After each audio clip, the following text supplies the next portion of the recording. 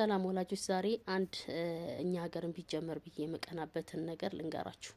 ድሮ የነበረ ሲስተም እንደነበር እኛ አልደረስንበትም እንጂ ወላጆቻችን በዛ መንገድ እንደተማሩ ሲናገሩ ሰምታችኋል ብዬ አስባለሁኝ። እና ይሄ የተግባር ትምህርቶች ከኬጂ ጀምሮ ማለት ነው። በቃ አሁን ላይ አይታችሁ ከሆነ በዘመናዊነት በጣም የበለጡን ሀገራት እነ ቻይና ከኬጂ ጀምሮ ልጆቻቸውን በምን አይነት መልኩ እያስተማሩ እንደሆነ ቪዲዮዎች ገብታችሁ ይውስቲ እንዴት እንደሚያስቀና ማለት ነው። በቃ ልጆች እንደዚህ ቢዚ ቢሆኑ እኮ ማለት ነው በቃ ተንኮል የሚያስቡበት ጊዜ የማያገኙ፣ ከቴክኖሎጂ ጋርም አይገናኙም።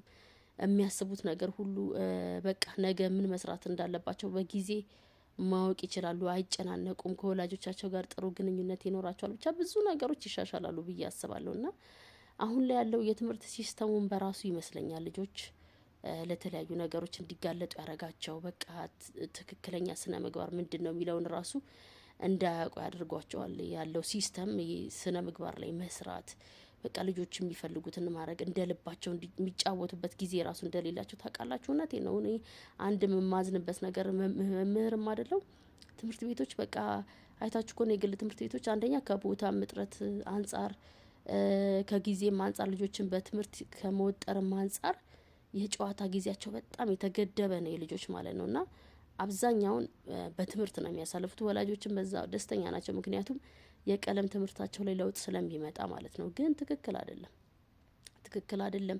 ልጆች በደንብ መጫወት አለባቸው። ኢነርጂያቸውን ሉዝ ማድረግ መቻል አለባቸው።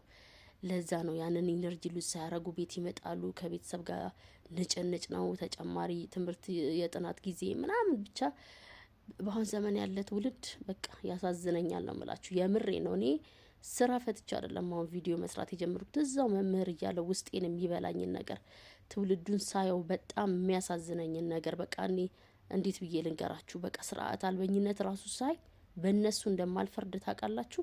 የምሬ ነው። በወላጆቻቸው በትምህርት ቤቶች ነው፣ በትምህርት ቤቶች ፖሊሲ ነው የምናደደው ራሱ። ምክንያቱም እነሱ በሚያወጡት ፖሊሲ ብቻ ስለሆነ የምትንቀሳቀሱት እናንተ ምንም ነገር ማድረግ አትችሉም።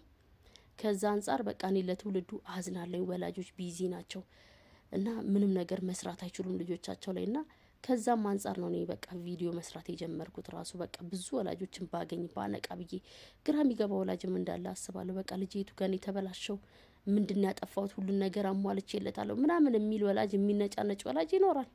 ግን በቃ ልጁ ላይ መሰራት ያለበት ነገር አልተሰራም። የሃይማኖት አባቶች፣ የትምህርት ቤት ባለቤቶች፣ መምህራን፣ ወላጆች ራሳችን ልጆች ላይ መስራት ያለብንን ነገር መስራት አለብን ብዬ ነው ማስበው።